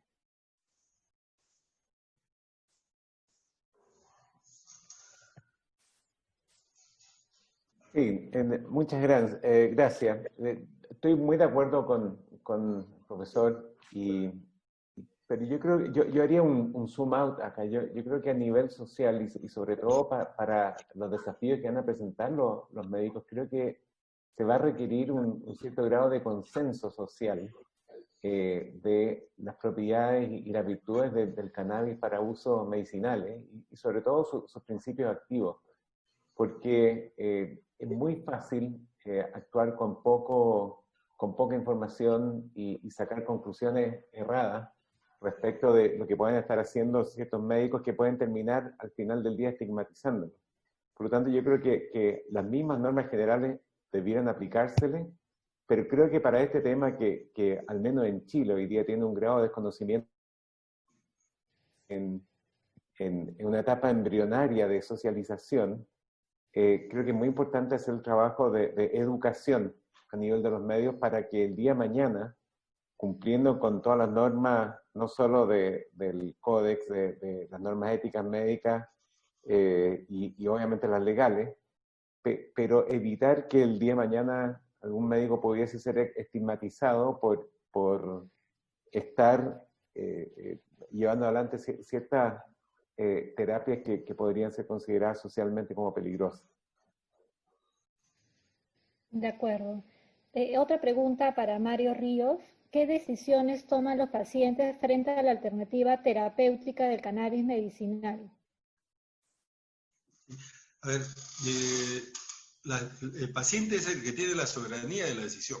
Es el que tiene que finalmente, dentro de las opciones terapéuticas, hacer su análisis de riesgos, beneficios, contraindicaciones. Y a partir de ese análisis de riesgos, beneficios, contraindicaciones, es optar por cuál cree en su situación, en su condición, a partir de un asesoramiento profesional, cuál va a ser la mejor decisión. Entonces, está dentro de este concepto de autonomía. Nuestras reglas últimamente han dejado mucho peso en la participación del ciudadano, en este caso el paciente, en la liberalidad que tiene él de cuáles son los... qué es lo que tiene que qué es lo que tiene que decidir para lo que es beneficioso para la persona. Ese es el mecanismo que ha llevado a muchas personas a colocar el tema del cannabis acá en Perú. O sea, son los pacientes que no encontraban opciones en la medicina occidental, en la medicina que le ofrecía nuestra medicina peruana, por los retrasos que teníamos en términos de incorporación de nuevos tratamientos, nuevos procedimientos, sobre todo los de cannabis. Entonces la gente optó y buscó su propia solución y encontró su solución vía internet, relacionándose con movimientos en Chile, movimientos en Colombia, y encontraron esta opción terapéutica que luego han luchado por su legalización acá en el país. Entonces, eso es, o sea, la gente es la responsable finalmente de lo que ha decidido. Y esa decisión es muy importante siempre y cuando se cumplan los dos presupuestos. El derecho a estar informado y el derecho a tener libertad de decidir. No puede decidir sin información. Ahí yo concuerdo totalmente con Guillermo. O sea, la información es clave en eso. Si no estás totalmente bien informado, obviamente, tu margen de decisión va a ser... Entonces, no es que yo porque sea médico y soy, me gusta mucho el cannabis, le voy a ofrecer para todas las dolencias cannabis. No, ese es mi parecer, esa es mi creencia como profesional, pero no es necesariamente la creencia de la persona. Y la persona lo que tiene que estar es debidamente informada sobre todas sus decisiones terapéuticas. Entonces, por eso estamos nosotros en contra del concepto de médico cannabinólogo. O sea, el médico que solamente receta cannabis. O sea, debe saber sobre cannabis como del resto de la medicina. Como el que sabe del resto de la medicina, también tiene que saber cannabis. O sea, ¿por qué? Porque acá la idea no es que al usuario lo dejemos, pues, estemos limitándolo en sus opciones. Y hay una pregunta que acá nos han hecho que es muy importante y que quiero remarcar, que es la pregunta que tiene que ver con el tema del...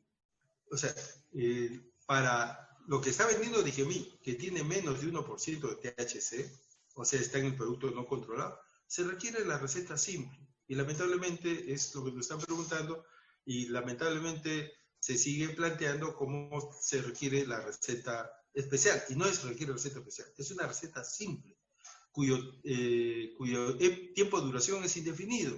No es que dura un mes, 2 meses, es indefinido. Es como recetar cualquier otro tratamiento. Si en la receta dice que tú requieres para 3 meses, requiere para 3 meses, y requiere para 6 meses, para 6 meses. En la receta especial sí establece plazos, 30 días es la duración de la receta especial, pero no es el producto, hasta donde tengo entendido, el que está vendiendo Digemí.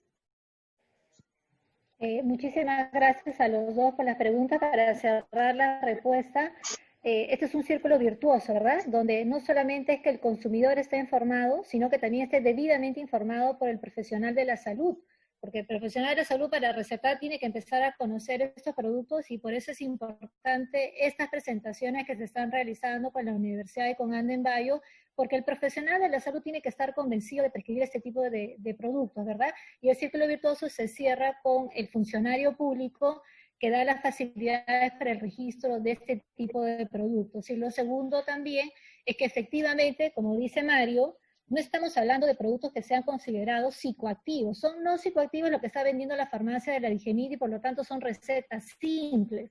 Solamente en el caso de los productos que son considerados psicoactivos, mayor del 1% del THC, se requiere esta receta triple, ¿verdad? Que lo que indicábamos al inicio, que la Digemid ya está dando facilidades para que en esta época de cuarentena de COVID-19 no se tenga que hacer el círculo, de la consulta física presencial, se tenga que ir a comprar a la farmacia, y digamos, la Digemid, hay una sola farmacia de la Digemid en todo Lima y en todo el Perú donde se está vendiendo este producto.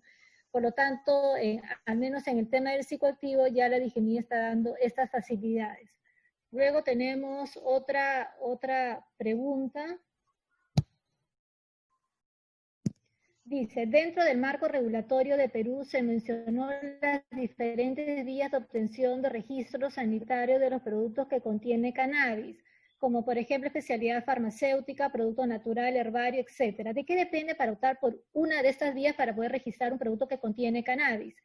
Bueno, va a depender primero cuál es la intención de la comercialización de este producto. Si tú lo quieres comercializar como un producto farmacéutico, tendrá que cumplir en el registro sanitario con presentar los estudios clínicos de seguridad y eficacia, y efectivamente tú lo vas a poder comercializar y lo vas a poder promocionar como un producto farmacéutico para tales indicaciones que están acreditadas en tus estudios clínicos.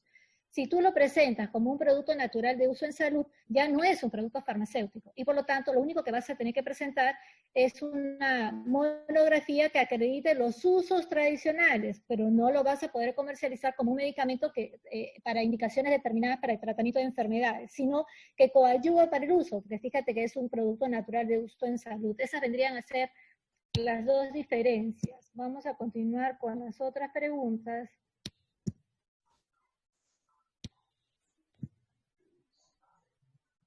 Una de ellas es para nuestro expositor en Chile, ¿no?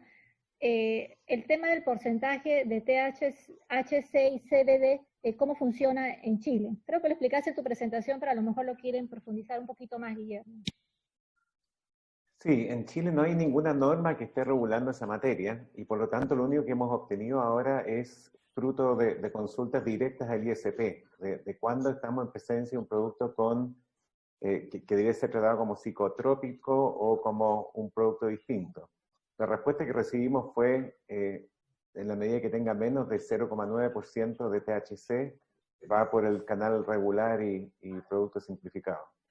Yo creo que todavía no hay las bases como para crear una legislación y a mí me parece bien, porque esto nos va a permitir, viendo la experiencia del Perú, de Uruguay, de cómo se van comportando los usos y en cierta forma también los pacientes, y que el día de mañana pues, con esa experiencia podríamos tener una norma un poco más ajustada a la realidad. Pero hoy día al menos la interpretación es el 0,9%, o sea, sí, 0,9% del producto, ¿no? Para calificarlo como psicotrópico o como producto normal. Ok. Esta pregunta es para Mario. ¿Qué se necesita para implementar el autocultivo en Perú? ¿Lo considera necesario?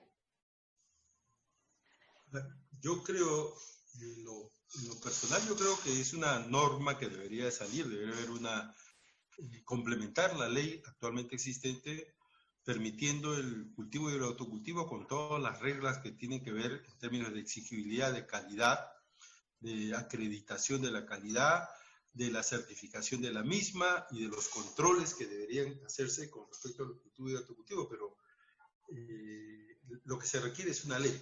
Lamentablemente la actual legislación excluyó esta posibilidad, que hay que abrirla, hay que desarrollarla, hay que empezar a trabajar. Es un tema que tiene que ser visto con mucha más, un tema que tiene que, de alguna manera, el propio Ministerio de Salud, en el artículo 10 de la ley de 3681, se establece que al cabo de un año de analizado el cumplimiento de la regulación, el Ministerio de Salud podrá proponer algunos cambios a las normas vigentes, en este caso la 3681. Bueno, han pasado ya varios años y lamentablemente todavía no se ha podido hacer una evaluación exacta porque no se ha desplegado todas las posibilidades del actual marco regulatorio, pero por un poco más de retraso de parte de la autoridad que está demorando mucho en regular y en permitir el acceso. Ya deberíamos, una persona ya deberíamos poder ir a una farmacia con nuestras recetas, si fuera así, a comprarla, pero no, en este momento no tenemos ninguna farmacia, la única, como bien lo has dicho tú, Marixa, es la de Digemi, que está acá en Lima, en San Miguel, y ahora que no se puede ni viajar, ni siquiera puedes venir de provincias a Lima a comprar tus medicamentos, y el problema es que no podemos seguir dándole más barreras. Entonces, y ahora mismo muchos grupos siguen haciéndolo de manera no formal, y habría que ver cómo lo formalizamos, o sea, debemos ver cómo el Estado genera las reglas. El problema es que todavía un tema que tenemos que superar y no hay que esperar hasta que eso se resuelva, es la debilidad que tenemos como Estado. O sea, tenemos un Estado con poca institucionalidad, no tiene mecanismos de supervisión y fiscalización, y está eso limitando a veces, porque no tengo yo los mecanismos de fiscalización y supervisión, entonces por lo tanto no apruebo esto porque puede llevarnos a una situación sin control. Ahora el acceso al cannabis ya está sin control. O sea, la gente que quiere lo compra. Y lo compra de manera ilegal, de manera informal. El problema es que de repente no están comprando cannabis, están comprando cualquier producto con altos niveles de contaminación de metales, altos niveles de contaminación de cualquier sustancia, y están consumiendo eso como si fuera cannabis. Y luego no vaya a pasar que a alguien que consume esos productos le ocurra algún daño y va a echar la culpa al cannabis y no a la falta de control de parte del Estado. Yo creo que acá el Estado, tenemos que fortalecer el Estado tiene capacidad de controlar y supervisar, y eso es un elemento que a nosotros nos parece clave en esta etapa. Entonces, lo que hay que hacer en la ley y lo que hay que ver cómo el Estado se fortalece para asumir una función de supervisión, fiscalización y de alguna manera garantice que los productos que se hacen en el cultivo y el autocultivo sean productos también de calidad que puedan permitir efectivamente el objetivo para el cual la gente lo está consumiendo.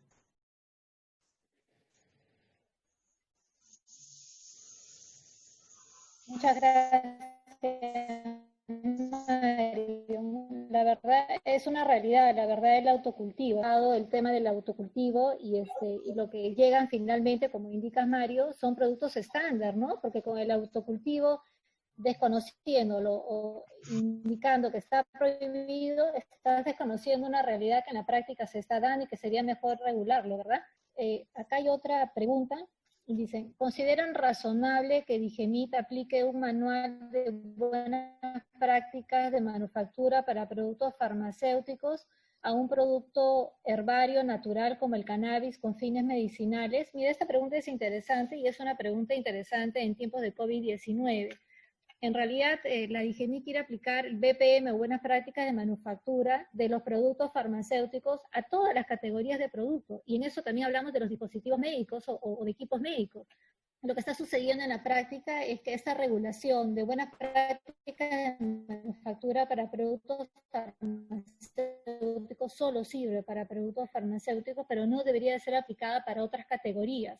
Es más, el manual de buenas prácticas de manufactura de farmacéuticos se aplica tanto a los productos de síntesis química como a los biológicos que tienen realidades diferentes. También se quiere aplicar para los dispositivos médicos que tienen otra realidad y por lo tanto, contestando la pregunta, no debería ser el mismo manual. Son categorías totalmente diferentes. Si le aplicamos a un producto natural de uso en salud una categoría de productos farmacéuticos, en la práctica lo que va a suceder es que no vas a tener ese tipo de productos y va a ser muy difícil llegar a un estándar que no se requiere para un producto natural.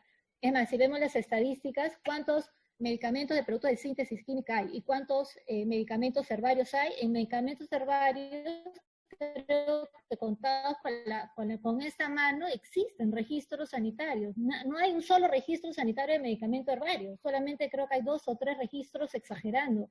Entonces, en la práctica significa que no, contestando a la pregunta, no deberíamos de aplicar la misma regulación. No sé si alguno de los expositores quiere precisar este tema. Sí, me gustaría hacer una reflexión, gracias Marisa, y muy buena la pregunta, pero hacer otro enfoque. Yo creo que todos los estándares BMP y traer estándares foráneos me parece interesante, sobre todo en productos de síntesis química, biológicos y productos más complejos. Pero también con el tema de cannabis, lo que me esperanza a mí es que esto es algo muy tradicional y muy propio de nuestras culturas. Esto nace en la Amazonía, en las cordilleras de los Andes, donde los climas se dan para este tipo de productos. Hay una herencia chamánica en que ha usado todos estos productos, el tabaco, con fines medicinales, de una forma muy virtuosa durante no solo décadas, sino que siglos y quizás milenios. Y por lo tanto, quizás el llamado a la reflexión es, tenemos todas las condiciones en nuestra región para generar los conocimientos, los usos, o recuperar esos usos, y ir generando nosotros los estándares de cómo debiera ir aplicándose esto, obviamente en el marco de la ética médica, que muchos de los comentarios que hablaba de Mario son atingentes, pero yo creo que es importante que acá hay una oportunidad en que el sur vaya estableciendo ciertos estándares en estas materias porque es algo nuestro. Chile y Perú, por ejemplo, son uno de los mayores productores de cobre que hay, y los referentes mundiales en materia de cobre son Chile y Perú. ¿Por qué no generar dentro de la industria del cannabis los estándares nosotros? Porque si vamos a aplicar BMP o vamos a aplicar las normas de productos biológicos, síntesis química a estos conocimientos tradicionales, probablemente esto va a terminar desnaturalizado o sin que se pueda extraer todo ese conocimiento tradicional que existe en el uso de estas plantas. Entonces yo creo que es interesante que por primera vez, no primera vez, pero en estas materias existe una posibilidad real de que nuestros países en la región sean los líderes de esto a nivel mundial y que asumamos ese liderazgo. Y lo que están haciendo ustedes en la universidad, lo que están haciendo en Uruguay, me parece tremendamente relevante porque hay que discutir estos temas, armar los laboratorios acá y, ¿por qué no, atrevernos a generar un espacio donde las plantas medicinales, los extractos de la misma, puedan tener fines terapéuticos con los estándares que vienen desde hace milenios en nuestra región. Sí, totalmente de acuerdo. Yo creo que, a ver, un ejemplo que siempre he colocado, ¿por qué hemos tenido que hacer una ley para el cannabis y no hemos hecho una ley para la coca de uso medicinal, no hemos hecho una ley para la cola de caballo de uso medicinal, y hemos tenido la necesidad de hacer una ley específica para cannabis? Por un problema, pues, que tenemos de retraso en términos de estigmas, en términos de persecución, y no lo hemos reconocido, no le hemos dado el valor de una planta, le hemos querido hacer calzar en el conocimiento científico supuestamente hegemónico. Es como tratar de poner a una persona que calza 42, que se ponga un zapato de talla 40, y entonces estamos tratando de establecer reglas que no se ajustan necesariamente a este producto, a esta planta. Y creo yo que ahí tenemos que empezar a reconocer las particularidades y darle, o sea, ponerlo en el sentido que están todas las plantas medicinales. Y creo que ese es un tema que en algún momento lo vamos a tener que hacer, pero en estos momentos esta era la manera de lograr que, si no hubiera sido esta ley, no estuviéramos discutiendo en estos momentos el uso del cannabis medicinal en el Perú, porque simplemente el cannabis como planta estaba perseguida y estaba estigmatizada. Entonces, la manera con la cual hemos logrado que esto sea parte ya de la regulación del país es que existe una ley. Bueno, es el costo, y que está teniendo muchos problemas para los que inicialmente lucharon por esto. Básicamente los grupos que hacían el autocultivo o el cultivo asociativo, que son los que están pagando el costo, porque en estos momentos no están incorporados, no están integrados, han sido excluidos. Habrá que resolver ese problema estableciendo una ley que efectivamente los vuelva a colocar en la vanguardia, como siempre estuvieron, en la vanguardia de la implementación del cannabis para uso, de la terapia del cannabis para uso medicinal. Ellos han logrado un objetivo muy interesante. El cannabis ya se conocían las propiedades terapéuticas, entonces ellos han logrado incorporar el cannabis al sistema de salud. Tremendo logro, o sea, eso no es tan sencillo. Han logrado esa victoria. Ahora tenemos que lograr que esto se produzca en las mejores condiciones y estableciendo estándares que correspondan a una planta y no generando estándares que vayan a establecer más dificultades en el acceso. O sea, no poner otras hormas a lo que no le corresponde esa horma. Le corresponde la horma precisa y que tiene que ver con planta medicinal. Bueno, muchas gracias por participar a nuestros dos expertos. Vamos a dar ya por concluida el conversatorio. Apreciamos muchísimo que hayan podido compartir este tiempo con nosotros, tanto a los expositores como a los participantes que nos han seguido en este conversatorio. Voy a ceder la palabra a Kurt Schwarz, que es el anfitrión de Anden Naturals, para efectos de este conversatorio. Gracias, Maritza. Muchísimas gracias a ti por una presentación tan clara y concisa. Gracias, Guillermo. Los felicito por el trabajo que están haciendo en Chile. Obviamente estamos contentos de que vayan avanzando con temas de regulación. Es muy importante que países hermanos como los nuestros se mantengan activos en cuanto a la comunicación de cada país. Y finalmente, gracias, Mario. Excelente presentación. Muy claro y conciso nuevamente, y te agradezco por haber estado con nosotros. También quisiera dar las gracias a la Universidad Cayetano Heredia y al doctor Gosser en particular por el continuo apoyo que nos dan a través de estas charlas y el convenio que hemos ejecutado con la universidad para traerles la mayor cantidad de educación y promover el tema del cannabis, ¿no? A los asistentes, espero que todos estén muy bien de salud y que estén llevando esta cuarentena de la mejor manera posible. Espero hayan disfrutado de la charla de hoy. Estamos tratando de atender todos los temas que nos vienen sugiriendo. Recuerden que este viernes 8 de mayo tendremos una nueva charla con el doctor Ramírez y la médica veterinaria, la doctora Velarde. La temática del día será cannabis y la medicina veterinaria.